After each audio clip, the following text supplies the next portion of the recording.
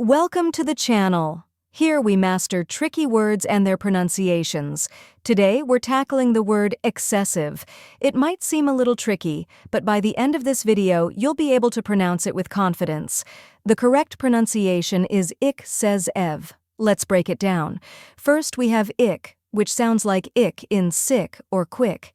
Next is ses, which rhymes with mess and carries the main stress. Finally, iv, which sounds like the IV in give or live. Now, let's put it all together. Excessive. Try repeating after me. Excessive. Now a little faster. Excessive. And at full speed. Excessive. Keep practicing, and soon, this word will feel natural to you. Now that you've mastered the pronunciation, let's go over the meaning. Excessive refers to something that is too much or more than what is necessary, acceptable, or desirable. And that's it. Now you know how to pronounce excessive and what it means. If you found this helpful, give this video a like and share it with others.